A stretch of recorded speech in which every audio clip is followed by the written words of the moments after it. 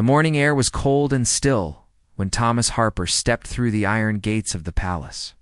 He'd been a security guard here for 11 years, and every shift started the same way. Check the perimeter. Scan the grounds. Look for anything out of place. But this morning, something was different. As he walked along the stone pathway leading to the East Wing, his eyes caught sight of a cardboard box sitting just outside Prince William's private office entrance. It was plain, brown, unremarkable, but it didn't belong there. Thomas stopped. His hand moved instinctively to the radio clipped to his belt. The box was about the size of a shoebox, wrapped loosely with brown packing tape. No label, no address. No courier markings. Just sitting there on the pristine marble steps like someone had left it in a hurry. His pulse quickened. In his line of work, anything unexpected was a threat. Especially here. Especially now. He pressed the button on his radio. Control, this is Harper. I've got an unidentified package outside the East Wing office. Requesting immediate backup and protocol sweep. Response was instant. Copy that, Harper. Do not approach. Stay at distance. Team en route. Thomas took 3 steps back, his eyes locked on the box. The palace grounds were silent, except for the faint rustle of wind through the hedges. His mind raced. How did it get here? Security cameras covered every inch of this area. Someone would have seen it. Someone would have stopped it. Unless they didn't. Unless it was placed here before the morning shift. Or worse, during the shift change when attention was divided. Within minutes. The area was swarming with personnel. Police. Bomb squad. Senior security. The East Wing was evacuated. Windows were sealed. The box sat untouched, alone in the center of a growing circle of tension. Thomas stood behind the barricade, watching the scene unfold. His heart hadn't stopped pounding since the moment he saw it. Before we go any further, if you're enjoying the story, hit that subscribe button and turn on notifications so you never miss moments like these. Trust me, what happens next will leave you speechless. A bomb technician approached the package, slow and deliberate. He wore full protective gear, helmet reflecting the pale morning light.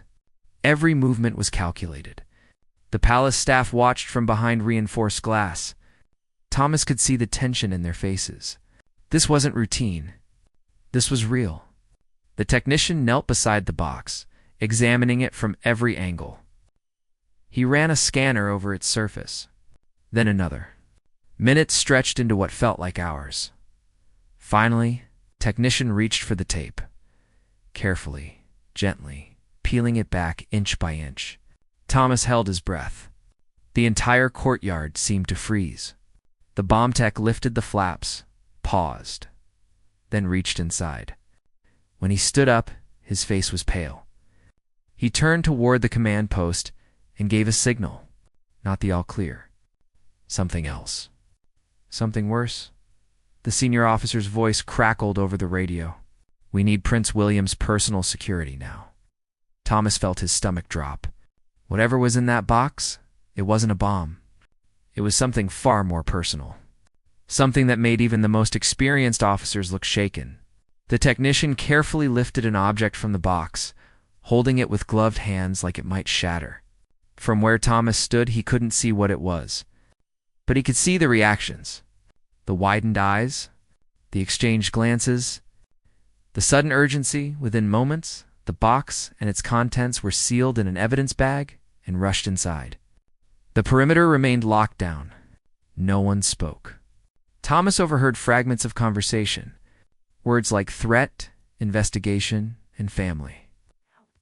What could possibly be inside a simple cardboard box that would terrify an entire security detail? What message was someone trying to send? And more importantly, who put it there?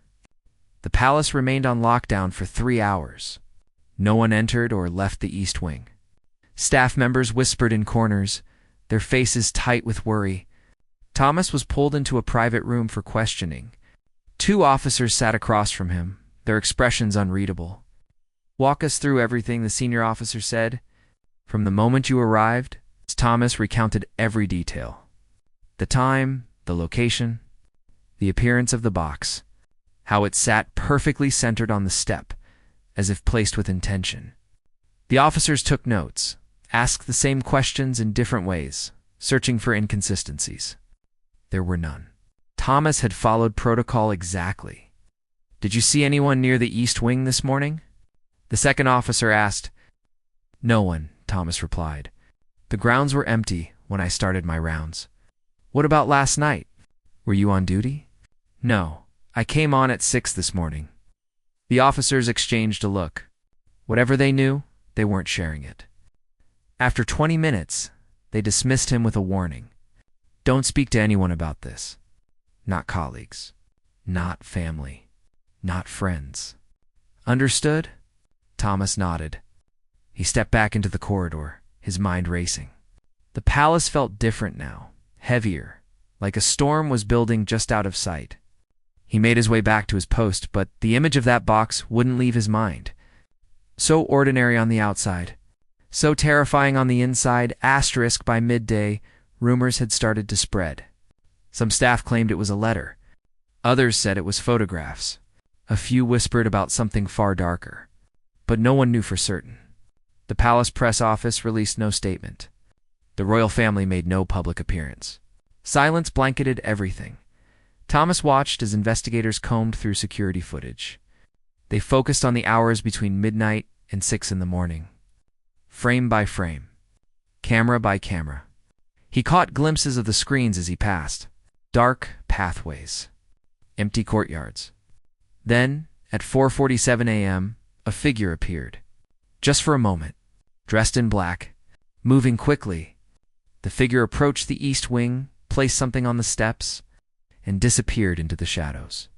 The investigators replayed the footage, enhanced it, zoomed in, but the figure's face was hidden, obscured by a hood and the low light. They moved with purpose, like they knew exactly where the cameras were, like they'd planned this, professional, one investigator muttered.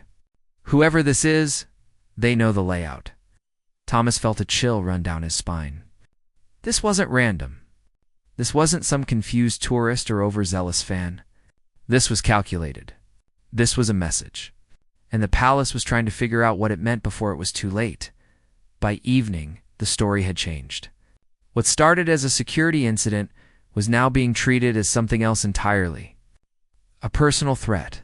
Thomas overheard 2 senior guards talking in hushed tones near the staff entrance. "They found something in the box," one said. "Something connected to William's past?" "What kind of something?" "Can't say. But it's serious. They've brought in MI5. MI5. Thomas's chest tightened. That meant this wasn't just palace security anymore. This was national. This was dangerous. He thought about the figure on the surveillance footage, the way they moved, the precision. Whoever they were, they'd gotten close. Too close. That night, Thomas couldn't sleep. He lay in bed, staring at the ceiling, replaying the morning in his mind. The box, the panic, the silence. He thought about Prince William, about his family, about what kind of threat could shake an entire palace. His phone buzzed on the nightstand. A message from his supervisor. "Report to briefing tomorrow, 6 a.m. mandatory." Something was happening. Something bigger than anyone was saying. And Thomas had been the first to find it. When he arrived at the briefing the next morning, the room was packed. Security personnel, police officers, intelligence agents. Everyone looked tense. A woman in a dark suit stood at the front. "MI5, she didn't introduce herself." "What was found yesterday morning is part of an ongoing investigation," she began. "We have reason to believe this is not an isolated incident. Whoever delivered that package has access. They know routines. They know schedules. And they're not finished." Asterisk, a murmur rippled through the room. Thomas felt his blood run cold. "We're increasing security protocols effective immediately," she continued.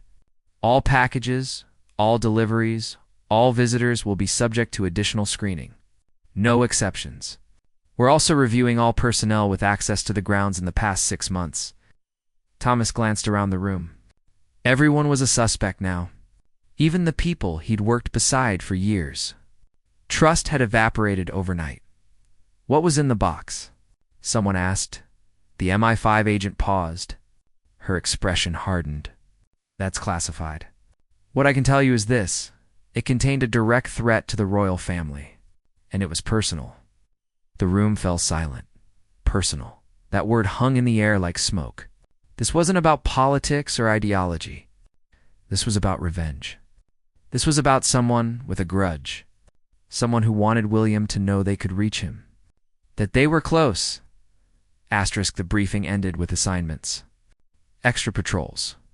Background checks. Increased surveillance. Thomas was assigned to the East Wing again. The same place where he'd found the box. He wasn't sure if that was a coincidence or a test. Asterisk, 3 days passed. The palace remained on high alert, but nothing else appeared. No more packages. No more suspicious activity. The figure from the surveillance footage had vanished like smoke. Investigators tracked every lead, but each one hit a dead end. It was as if the person had simply ceased to exist. Thomas walked his route every morning, eyes scanning every shadow. The East Wing felt different now. Haunted by the memory of that box, he found himself checking the steps multiple times per shift, even though he knew the area was now under constant watch. Other guards did the same. Everyone was paranoid. Everyone was waiting for the next move. On the 4th day, something changed. Thomas was doing his afternoon check when he noticed a member of the royal household staff standing near the East Wing entrance. She was staring at the steps where the box had been. Her face was pale. Tears streamed down her cheeks. "Are you all right?" Thomas asked, approaching carefully. She looked at him, startled, then quickly wiped her eyes. "I'm fine. I used to work closely with the prince. Before I was reassigned? She nodded. "After the package? They're moving everyone around. New schedules. New positions. They don't want anyone in predictable patterns." Thomas understood. If someone inside had helped deliver that package, the palace was scrambling to disrupt their access. Cut off their information. Make it harder to plan another attack. "Do you know what was in it?" Thomas asked quietly. The woman hesitated. She looked around, making sure they were alone. Then she leaned in close. "Photos," she whispered. "Old photos of William's family. From years ago, private moments. Things that should have been impossible to get." Thomas felt his stomach twist. What kind of photos? His children, Catherine, even his mother. Diana. Her voice cracked on the name. Whoever sent them was showing they'd been watching. For years, they know everything. The implications hit Thomas like a punch. This wasn't just a threat. This was surveillance. Long-term, calculated. Someone had been collecting information on the royal family for years, waiting for the right moment to reveal themselves. And that moment was now. "There was a note too," the woman added. "I didn't see it, but I heard the security team talking. It said, 'You can't protect them all.'" Thomas's blood ran cold. You can't protect them all. It was a promise. A warning. Whoever sent that package wasn't finished. They were just getting started. And somewhere out there, they were watching, waiting, planning their next move. The woman walked away quickly, leaving Thomas alone on the steps. He looked up at the palace windows. Behind those walls were people. A family, children, all of them now living under the shadow of an invisible threat. And despite all the security, all the protocols, all the cameras and guards, someone had gotten through. Someone was still out there. The investigation intensified. MI5 brought in specialists from counter-terrorism units. They analyzed the photos, traced the paper, examined the ink. Every detail was scrutinized. But the package had been clean. No fingerprints, no DNA, no digital footprint. Whoever created it had been meticulous. Thomas watched as the palace transformed into a fortress. New checkpoints appeared overnight. Facial recognition systems were installed. Armed officers patrolled areas that had once been staffed by regular security. The The royal family's movements became even more secretive. Public appearances were reduced. Travel plans were kept confidential until the last possible moment. But the fear remained. It lived in the spaces between conversations, in the way staff members looked over their shoulders, in the silence that fell whenever someone mentioned the East Wing. Everyone knew that a single package had changed everything, and everyone knew that whoever sent it was still out there. 2 weeks after the incident, Thomas was called into another meeting. This time, it was smaller. Just him and 3 senior investigators. They sat in a windowless room deep inside the palace. The lead investigator placed a photograph on the table. It was from the surveillance footage. The hooded figure on the steps. "We've enhanced this as much as possible," the investigator said. "We still can't see a face. But we noticed something else." Placed another photo beside it. A close-up of the figure's hand as they placed the box. There was something on the wrist. A watch. Distinctive. Expensive. "Do you recognize this?" the investigator asked. Thomas leaned in.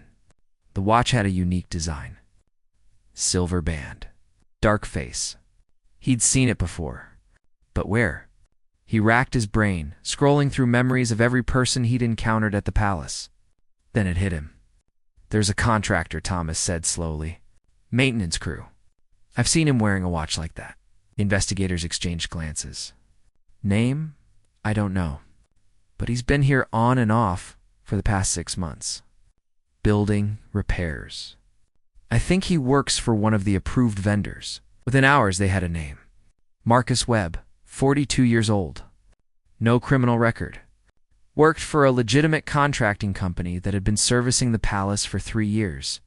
On the surface, he was clean. But when investigators dug deeper, they found something else. Marcus Webb had a connection to someone from William's past.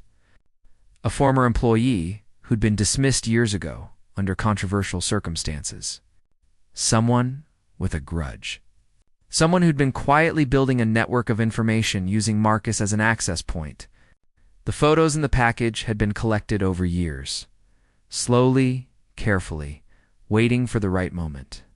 "We've located Webb," the investigator told Thomas. "He's in custody, but we haven't found his contact yet. The person who actually orchestrated this." "So it's not over," Thomas said.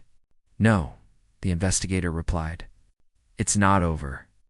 That night, the palace received another message. Not a package this time. A phone call, untraceable, routed through multiple servers. The voice was distorted, but the words were clear. "Tell William this isn't about money. This isn't about politics. This is about justice.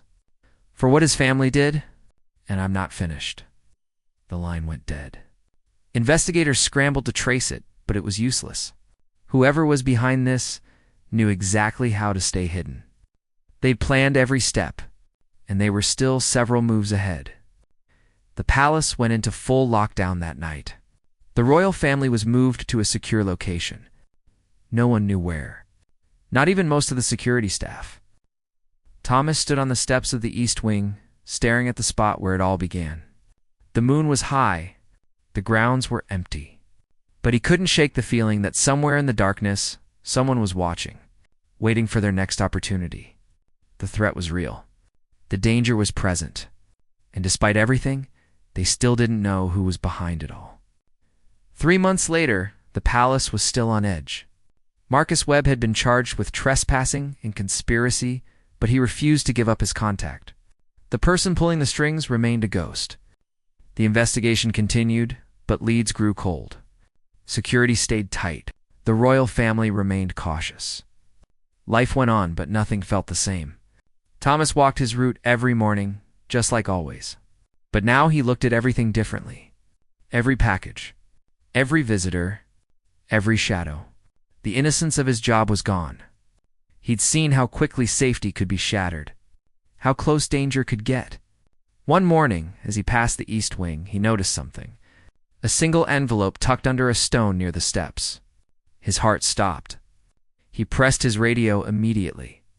Control, possible item at East Wing. Requesting immediate response, the routine started again. Evacuation, bomb squad. investigation. But when they opened the envelope, there was only a photograph inside. It showed the same hooded figure from the surveillance footage. But this time, they were standing outside a different building, a school. And written on the back were 5 words that made everyone's blood run cold. Next time, I won't miss. The message was clear. Whoever was behind this wasn't targeting the palace anymore. They were targeting the children, William's children. The investigation exploded into action again. Schools were locked down. Routes were changed. Security was doubled. But the damage was done. The fear had spread. Thomas stared at that photograph, and he realized something terrifying. This wasn't about a single package. This wasn't about one threat. This was a game. And the person playing it was patient, calculated, willing to wait years for the perfect moment. They'd shown they could get close. They'd shown they could disappear.